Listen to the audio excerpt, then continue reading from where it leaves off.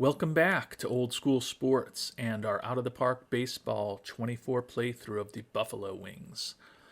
And we have just finished the regular season. The 2030 playoffs are about to begin. And despite a very disappointing 83-79 record for the Wings this year, with a losing record in the month of September, we are back in the playoffs for the third time in our 5 years in the majors with Buffalo. That said, we're a team that's trending in the wrong direction right now. We won 101 games 2 years ago when we took the NL East. We won 90 last year when we were a wild card, and as I mentioned, down to 83 wins this year as a wild card. And we're not in a great spot. Vance Honeycutt, perhaps the most well-rounded all-around hitter on our team and a pretty good defensive left fielder. We lost him to a torn UCL on September 7th.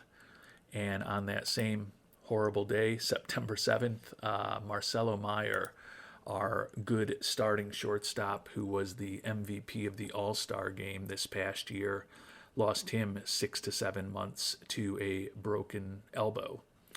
And on top of those two injuries, Adrian Morejon, very good reliever for us, who had 135 strikeouts in 119 and a third innings as a big-time arm out of our bullpen, out with a sprained ankle. So he is likely out for the playoffs. So we're missing our most prodigious reliever in terms of the amount of innings he pitched. Starting shortstop who is above average both offensively, defensively, and a very good bat out of our outfield. And as if that were not bad enough, our ace, Shohei Ohtani, is suspended for 7 more games. So we are going to be without him certainly for the 2 to 3 game wild card series and possibly for a good chunk of the AL or the NLDS if we are fortunate enough to get there. So we're in the playoffs, so we've got a chance, but our chance, given the losses that we have suffered over the last several weeks, is definitely not great. Like to think that anything is possible, and this win now team that we have built could somehow surprise the world and win the World Series. But I am not particularly optimistic about our chances as we close in on the beginning of the postseason. And because of the injuries to Honeycutt and Marcelo Meyer, Rafael Rodillo will be our starting left fielder against right-handed pitching. He's a Rule 5 pick that you can see only had 158 at-bats this year. And then Nico Horner, who basically spent the entire season in AAA Albany after we signed him to a minor league contract, is going to take over as our starting shortstop. So a big downgrade offensively and a modest downgrade defensively to Rodillo, and a huge downgrade offensively with a modest downgrade defensively to Horner from Meyer. So those two moves, in addition to the losses of Morejon and Ohtani, certainly not going to increase our chances of success. But before we get into the playoffs and actually playing through them, those of you who have been watching the series from the beginning know that the Nashville Stars are the team that came into the league the same time that we did. So we like to check in on them every once in a while. And you can see that the Stars finished in a 3-way tie for first in the AL East this year.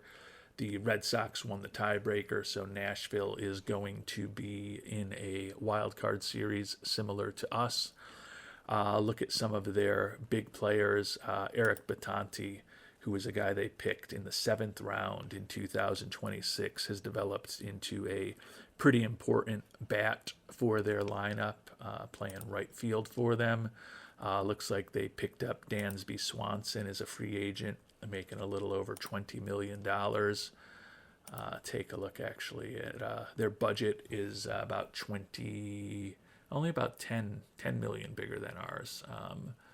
So there's a lot of teams in that low $200 million range, but their market size is bigger than ours, obviously, in Nashville as compared to Buffalo. And you can see their budget, even though it took a little step in the wrong direction this year, is still higher than ours. Taking a look at their salary obligations, they did sign Luis Robert a couple of years ago. Looks like he's been, I guess, maybe a little disappointing for them since they brought him on board. Take a look at the stats he's put up over these last 4 years, and yeah, outside of 2029 when he hit 273 with 23 home runs, had a 118 OPS plus and WRC plus, kind of was a below average offensive player his first 2 years with them, has been a bit above average each of the last 2 years, but looks like he had some injury issues this year, and he's actually day-to-day with a sprained ankle right now and is wrecked physically. We mentioned Dansby Swanson already. Nick Gonzalez, the second baseman, another guy that they are paying a lot of money to. Take a quick look at the Stars, and actually I could have gotten that through a different way, but we'll take a look at their team history here, and this is their second playoff appearance. So we have one more playoff appearance than they do, and their record is 393 and 417. That's their expected record. Sorry, their actual record is 395 and 415, so a 488 winning percentage. So we've been a little better. We're 417 and 393, a 514 winning percentage, and as I mentioned, we are about to start our third playoff appearance while they are having their second playoff appearance. So quick review of what's going on with the Nashville Stars over the first 5 years of their history. And as we think about our team, the Buffalo Wings, I appreciate all of you who have been sharing your thoughts on what we should do this coming off season to try to right size our budget, which is $25 or $30 million higher than it probably can be in terms of the salaries that we're on the hook for next season. And I mentioned in the last episode the four kind of obvious paths to me to potentially take were trading away Adley Rutschman, trading away Shohei Ohtani, trading away Marcelo Meyer, or trading away a group of lesser players, likely highlighted by one of our closers, Andres Munoz or Cade Smith, or perhaps even both of them. And Ben Mierig brought up the good point that I didn't talk about, that obviously the type of value that we can get in return is going to matter when making these decisions, and it absolutely will. We're going to probably be shopping everyone once we get to the off season just to see what the different markets look like. But clearly, if we could trade Rutschman and get back 3 great prospects in return, that's a very different decision for us than if to trade Rutschman we have to give up 1 or 2 of the top prospects in our system. So certainly the market for these players is something that we're going to be spending some time examining. And then also we're going to look at the ability to potentially replace these players. And honestly, Fake Name and Stanley Rosella both brought up the point that a very good defensive / very good offensive shortstop in the case of Rutschman, a number 1 starter in the case of Ohtani, and a good defensive / good offensive shortstop in the case of Marcelo Meyer are all pretty hard to replace. So maybe the logical thing to do is to do option number 4, and you get rid of a closer and some replacement level players, guys who are making a little more than the minimum now that they're in arbitration, who aren't necessarily big time players. And that is a path that I definitely want to investigate. Also got some good ideas from Jason Morelli and Secruth, who both suggested move on from Munoz as closer, or perhaps Cade Smith as closer. Potentially thinking about moving on from Jace Barofin, he was the first number one, or the first round draft pick we ever made in the organization, and he has been a decent contributor at the major league level, a little bit above average in his bat, putting up about 2 WAR a season, but his salary is going to kick in to $5 to $6 million for the next few seasons. So they brought up the point that, he's not much better than replacement level, and another guy in addition to guys like Nick York and Jace Young and Sean Sullivan and Emerson Talavera that potentially we could consider moving on from. So that was good advice. And the other point they brought up, which was something that I have also been thinking about, is that what's Marcelo Meyer going to look like after he returns from this fractured elbow? The positive thing, I guess, is that it's his left elbow that's fractured, but he also had a broken bone in that elbow a little over 2 years ago. So although elbow makes you think arm injury, he actually throws with his right hand. So my hunch is if there's an impact on him, it would probably be in his error rating, potentially in the infield. But I'm also concerned that with those 2 serious injuries, he potentially comes back as wrecked physically. So although I agree with Fake Name and Stanley Rosella that Meyer is a harder guy to replace, I do think that Jason Morelli and Secruth bring up a good point that Meyer's making a lot of money, and we don't know exactly what he's going to look like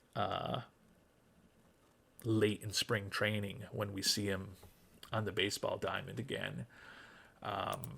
My initial inclination is that Meyer is about 5 years younger than Rutschman and about a decade younger than Ohtani. So if we're going to build around one of these guys, Meyer's probably the one that makes sense to do so. But I am very concerned about what he looks on the other side of that injury. So definitely going to be shopping him. The other thing that I hadn't mentioned that we've talked about a little bit in the comments is that Rutschman does have a no-trade clause. Ohtani and Meyer do not. So those two would clearly be easier for us to move on from. So there's going to be some real interesting decisions to make this upcoming offseason, and would continue to love to hear any additional thoughts any viewers have on how we should proceed in the comment section. One other thing that I have done since the end of the regular season yesterday, I've made an offer to the starting pitcher, Yarlin Susana, to buy out his arbitration years and some of his free agent years. He's a guy that we made a trade for this past offseason. He was fine, 10-7, 4.48 ERA, more than a strikeout per inning. Not exceptional, but the BABIP against him of 331 was a little higher than he's had in previous years. His Sierra of 3.21 was still fine, put up close to a 3 WAR. You look at him over the course of his career, and although his ERA was a little bit higher, his FIP minus of 88 was kind of where he's always been. His Sierra of 321 was kind of where he's always been. I think he's a pretty useful 3rd or 4th starter for us. And when I tried talking extension to him, he said he wanted $9 million a year over 7 years. So obviously making more than that $9 million after we buy out those lower priced arbitration years over the next 3 years. But he has been willing to consider a contract that I just offered to him, averaging only about $7 million a year, $49.5 million total over 7 years, to buy out, as I said, those 3 arbitration years and then potentially 4 years of free agency, although there's a team option in the final season of the contract that I put in there. So I think potentially being able to bring on a solid, what I think is a solid 3rd or 4th starter for around $7 million a year is not a bad deal. So we have put that offer out there. We'll see what his response is in the coming coming days. But right now, we are going to turn our attention to the playoffs and see if perhaps we can shock the Giants on the road in San Francisco. And turning to the playoff brackets, the Royals and the Red Sox were the Western and Eastern Division winners in the American League.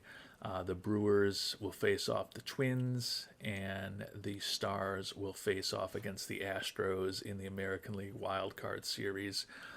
In the National League, the Mets and the Reds both repeated as divisional champions this year.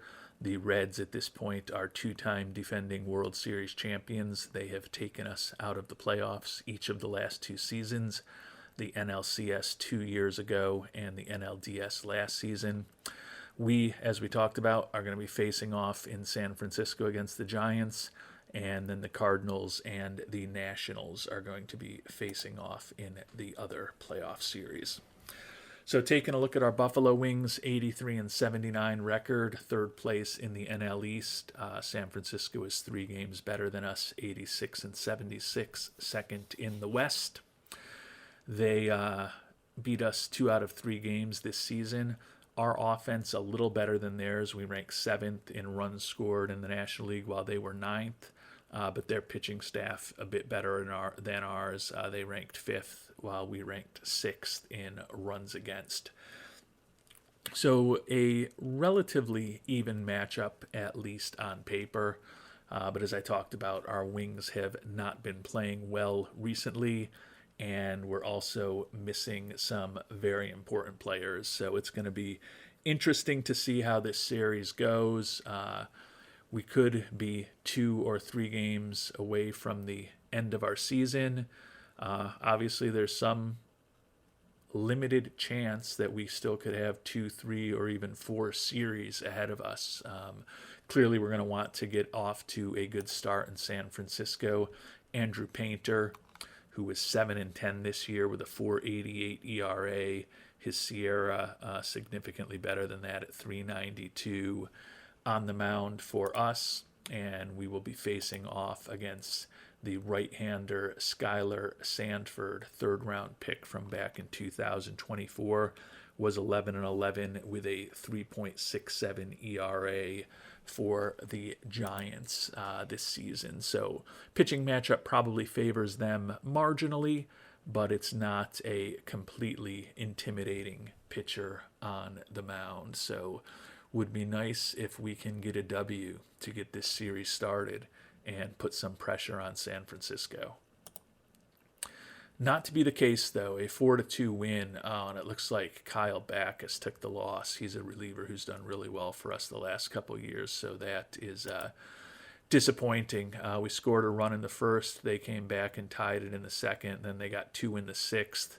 We clawed back half of the deficit in the 7th, but they added an insurance run in the bottom of the inning, and they take the game 4-2. Interesting, Drew Jones, a guy who we were thinking about trading for a couple of months ago, and we ended up going with Featherston for our center fielder. Clutch hit with a 2-run single to give them the 4-2 lead. And that does not make sense at all. A 2-run single that put them ahead 4-2, but they had a 3-2 lead heading into the 7th inning. I think he probably hit that 2-run single in the 6th inning, and the logic for the little story here is not completely accurate. So Skylar Sanford did well, 6 hits, 2 walks, 5 strikeouts, just 1 earned run over 5 2/3 innings. And we did get an unearned run off of Guevara in the later innings. Painter was fine, 2 hits, 3 walks, 5 strikeouts, just 1 earned run allowed. And then Backus, as I mentioned, was the problem, 2 hits, 2 earned runs allowed in 2/3 of an inning. Talavera also allowed a run to score before Bryce Miller came on. So Skylar Sanford is the winner in game number 1 of this playoff series, and our Buffalo Wings are the team that is facing a must-win tomorrow in San Francisco, down 2-0. We won one playoff series each of our previous two trips to the playoffs. Going to have to win 2 games in a row here to continue that level of success this time around. Did want to check, I'm assuming because we have Ohtani on the roster, that his suspension has ticked down to 6 games from 7 games. Yep.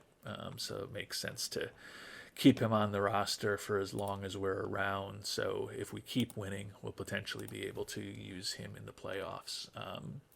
But obviously we've got to win 2 games in a row now to have any chance of using Mr. Ohtani again this season. Harleen Susanna, haven't heard back from him on that trade offer yet. Or that free agent, not really free agent offer, the contract offer that we made to Susanna. 10-7 with a 4.48 ERA this year. Going up for us against Levi Strout, 32-year-old right-hander. Split the year between the Angels and San Francisco. Was 3-3 with a 3.50 ERA, solely as a starter for the Giants. He worked primarily as a reliever when he was with the Angels. Has also spent time with Kansas City and Milwaukee over the last few seasons. So he's become a bit of a journeyman, it looks like. And we'll see if we can get a W here and force a deciding Game 3 against Mr. Stout. And we do a 10-4 victory. Looks like Sean Sullivan got the win in relief. Jorge Carrillo, the young reliever, with a save. Samuel Basala with a home run for us. 4 runs for each team in the first inning. So the starters were probably not around very long. Basala with a monster game, 6 for 6, a homer, 2 doubles, and 3 singles. Scored 3 and drove in 3. Takao Ota with a 2-run single in the top of the 6th. As I said, both teams scored 4 in the first, and then we added runs in the 2nd, the 6th, the 8th, and the 9th. Obviously a monster game from Samuel Basalo. Homer, 4 ribbies on the day. Ota with 3 ribbies. Also got a couple ribbies from Featherston, who was 3 for 5. Seifu, Rutschman, Basalo, and Ota all scored multiple runs. Susanna did not record a single out. 4 hits, including a home run, and then he got yanked. He didn't walk anybody or strike out anybody, so he gave up just 4 hits in a row, including a homer. Wonder if it was a grand slam. No, it was not. Sullivan came on, and we obviously took the lead when we scored the run in the top of the 2nd. Talavera, Backus, and Carrillo all combined with him for 9 innings of scoreless relief. Stout was not much better. 4 hits, 2 walks, 4 earned runs over an inning and a third. So, monster game for Basalo. Set the NFL playoff record for hits in a game with his 6 for 6 performance. And at least we're making the Giants work. Harleen Susanna is signed to that extension, so that is good news despite the awful performance he had for us. The fans like that. Fan interest increases. I think we were at 96, so 3-point bump there. I'll show you the exact terms of the deal that we have locked Harleen Susanna up to at this point, if I can find it here. Here we go. As I mentioned, we did end up buying out his 3 arbitration years, so 3, 5, and 7 million. Those numbers were a little higher, but not dramatically higher than what he was expected to make. But then I think we get a little bit of a bargain in free agency, 7.5, 8, and 9 million, and then a team option at 10 million for the 7th year of the contract, his age 33 season. So as I said, the overall average is just a little over 7 million a year. If he ends up being an effective third or fourth starter for us, I think that will be money relatively well spent. So good that he is on board, but right now we're going to turn our attention to game number 3 and whether or not we can upset the Giants here in the wild card series. Hayden Yinger had a bit of a down year for us, 7-8 record, a 4.34 ERA. Can see his ERAs were in the mid-2s his first 2 seasons in Buffalo. So definitely took a step back this year, put up a 1.7 WAR, still hit a SIERA a little below 4. He's a guy that we picked up in a trade with Toronto, and they have retained a good chunk of his contract. Still has this year and next year left before we'll potentially be moving on from him. So certainly having Susanna on board now will help us with the potential loss of Yinger down the line. And he'll be going up against Rob Britt, a 24-year-old former second-round draft pick, 6-13 record this year with a 4.01 ERA. His movement is potentially exceptional, and he's a ground ball pitcher who throws in the high 90s. So not a guy who's going to give up a ton of home runs, but his stuff is not exceptional. His control is average. Seems like a guy we may be able to score a few runs off today. We've given ourselves a chance in the deciding game 3.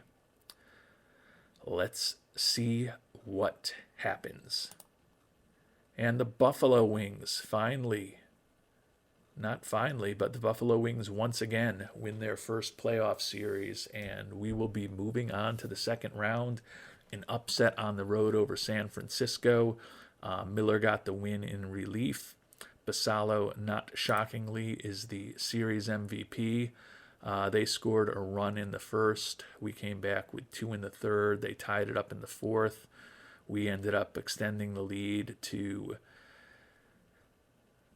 5-2 going into the 8th. They scored 3 runs on us in the bottom of the 8th, and then we went into extra innings, tied at 5, before finally in the top of the 14th, Samuel Basallo, a run-scoring single, and then we did the job in the bottom of the 14th to clinch the victory. And we're going to be going up against our divisional rival, the New York Mets. So a big win for our team. Jace Young, 3 for 7 with a couple of ribbies. Seifu with a couple of runs scored. Basallo was hitless until that big hit in the 14th. Struck out in his 4 previous at-bats before the series clinching single. But clearly with a 600 batting average, 1 homer, and 5 ribbies in the series, not a surprise to see him named as the series MVP. Even got a little bit of production from the likes of Featherston, Nico Horner, and Jace Barofin at the bottom of the order. Yinger, 4 hits, a walk, 2 earned runs over 5 2/3. Segura with a tough relief performance. He's the one who choked the lead back to them and tied the game. But then Smith and Munoz, the 2 guys who have closed for us this year, combined for 4 2/3 innings of scoreless relief. And then Miller got the W with the final 2 innings pitched for us. So Yinger is named player of the game. As we talked about, Samuel Basallo, who finished second in the National League with 41 homers this year, now adds the Wild Card Series MVP to his rapidly growing trophy case. So the Wings, after a not miserable, but after a very disappointing regular season, are on to the NLDS against the NL East champion New York Mets. And given that we're coming off that 3-game series in San Diego, our pitching staff is in a bit of a shambles right now. We're still keeping Ohtani on the roster because if we get to a game 5, his 4-game suspension will be up and he will be more than fully rested for a potential game 5 for us. But at this point, Susanna pitched just those 15 pitches 3 days ago, so he will be ready in the not too distant future. Painter, 83 pitches 4 days ago, so he'll be ready to go tomorrow. Hayden Yinger, 65 pitches 2 days ago. He's not in the mix immediately. And then Sean Sullivan pitched just 18 pitches 3 days ago. So I think it makes sense to go with Susanna or Sullivan today. Since Susanna just did the 15 pitches, it says he's 100% rested. Obviously, he's coming on very short rest. But we'll go with him today, potentially Painter tomorrow. I guess maybe if we're going to go with him today and Painter tomorrow, then we'll have a day off. Then we would go with Yinger. But I think we still need Sullivan in the rotation because Ohtani's not going to be able to pitch to game 5. So we're going to at least keep Sullivan in the rotation for the time being to give us some insurance, but not a perfectly set up starting rotation by any stretch of the imagination for these Buffalo Wings here in the NLDS. Taking a look at the injured list, we're only a week away from Morejon potentially being back, so he could potentially help us if we're fortunate enough to get to an NLCS. But obviously, we've got a lot of work to do to make that happen, and we are certainly going to be the underdogs up against the Mets. They had the 11th best offense in the National League, but the number 1 pitching staff in the NL, and they were 8-5 against us this year and 15 games ahead of us in the standings in the National League, which, as I mentioned, in the National League East, which, as I mentioned, they've won for 2 straight years since we won it in 2028. So Susanna going to be on the mound with that new contract for us.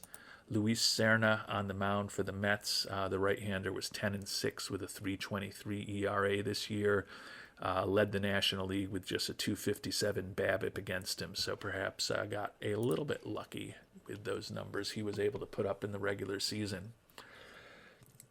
We'll see if maybe some magic can continue for our Buffalo Wings here in the National League Division Series. Not to be the case today, 6-1 loss. Susanna took the L for us. Take a look at the box score, and the Mets scored early and often with 4 runs in those first 2 innings. We only had 4 hits on the day. Basallo, Radillo, Featherston, and Barofin, with the exception of a double by Basallo. They were all singles. 3 ribbies, 2 hits, including a home run from Kyle Tucker, who provided a good chunk of the offense. Susanna, 78 pitches, 4 runs allowed again. At least he got 9 batters out this time. Segura, Talavera, and Backus in relief. Talavera gave up some more runs, but with the performance of Serna, 4 hits, no walks, 5 strikeouts, and just the 1 run allowed over 7 innings, we were never really in the game. Obviously didn't love having to put Susanna out there on short rest, but it is what it is. That's the benefit of winning the division as opposed to being stuck in a wild card series. We were competing all the way to game 162, trying to earn home field against the Giants in that wild card series, which we ended up failing at. Game 162 didn't matter, so I guess we were only playing hard up through game 161. But our pitching staff is not in incredible shape at this point. So moving on to game number 2 here in New York, and we do have Painter on his normal full rest going against Joander Suarez, right-hander making over $30 million for the Mets, 10-14 with a 3.61 ERA. Looks like he is a pretty solid pitcher, although somewhat surprisingly for a guy making over $30 million a year. He's got no hardware in his trophy case. Extreme ground ball tendencies, looks like a pretty effective pitcher. See if we can do a little better today and even things up before we head northwest to Buffalo. Not to be the case, though. A 7-4 loss. We'll finally get a day off tomorrow, which will help Radillo and Basallo with homers for us. But Painter took the L. The Mets with a run in the second, 4 in the third, and 1 in the fourth. We scored 2 in the first, and then we added 2 in the ninth to try to mount a little bit of a comeback. But got a solo home run by Basallo off of Suarez to help give us a lead in the first. But the Mets with that 4-run third inning opened things up on us. Painter, just 2 1/3 innings, 4 hits, 2 walks, 5 earned runs allowed. So a second straight poor pitching performance for Buffalo in this series. Carrillo and Backus gave up runs in relief. Talavera and Segura did not. Looks like we had an error by Deshaun Seifu, who's hitting just .217 in the playoffs so far. Basallo, once again, kind of the primary offensive force for us with that .524 average, 2 homers and 6 ribbies through the playoffs. Jace Young hitting .304, Featherston hitting .300, and Barofin hitting .316. Other than those guys, not a ton of offense, although I guess Radillo now does have a homer and 3 ribbies and is hitting .261.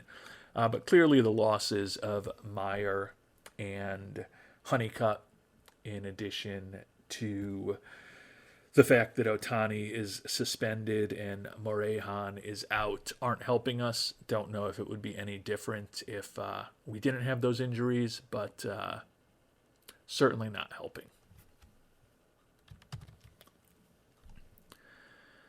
And Sean Sullivan is going to get the call here in Game 4 for us. Was our 5th starter most of this year, 11-9 with a 4.15 ERA. Guy who was our 2nd-round draft pick back in 2024 has kind of settled into a spot with Buffalo as either a 5th starter or an arm out of our bullpen more often than not. I think winning today is real important. Obviously, we would love to win 3 games in a row and push the series, win the series with 3 games in a row and get the opportunity for Ohtani to go in Game 5 in a clinching game in New York. But if we win today and at least send it to a Game 4, Ohtani's suspension will all be over by the start of next season, and if he's still on our team, at that point, he can be our opening day starter next year. So certainly has not been optimal to be wasting a roster spot on him throughout this series. Would love if we got a chance for him to pitch in Game 5. But at the very least, we've at least had him work off the majority of that suspension. So if he's with us, he'll be ready to go at the start of next year. Taj Bradley on the mound for the Mets. Split this year between the Cubs and the Mets. He was a combined 10-9 with an ERA in the area of 3 on the season. 2.8 WAR between the 2 stops. His SIERA's in the mid-4s, so not an incredible performance by him. They are still probably the favorites, but we are at home today. And we'll see if we can steal one here from the Mets and put a little bit of pressure onto them. And we do get a 5-3 win. Munoz with the win out of relief. Featherston and Basallo with home runs. So at the very least, Mr. Ohtani's suspension will be over. The Mets scored 3 runs in the first 2 innings on us. We came back with 3 in the 4th and the 7th combined. And then another game that went long into extra innings, scored 2 in the bottom of the 13th. 2-run home run by the center fielder Featherston to send the Buffalo fans home happy. Seifu, Young, and Featherston all had a couple hits for us today. Basalo, as we talked about, another home run, 2-run shot off of Bradley in the fourth. Sullivan, third straight mediocre to poor pitching performance from our starter in this series. But the bullpen over the final 9 2/3 innings did not allow any runs. So that was a very positive development. Talavera, Backus, Miller, Smith, and Munoz combined to do that. Bradley was certainly respectable for the Mets. We tied it up off of Jacks, and then obviously scored a couple runs off of Hall, who pitched 3 2/3 innings of relief before we finally got him out of the game and clinched the victory for Buffalo. So good news on that front. Ohtani's suspension will be over after today, so that is very positive. Now our goal is to ensure that a very well-rested Shohei Ohtani will potentially be on the mound for a Game 5 in New York. To make that happen, we're going to have to score some runs off of Pablo Lopez, 10-9 with a 3.87 ERA this season. I think the good news is that Yinger is fully rested at this point. So we've got a guy that we would like to have on the mound here.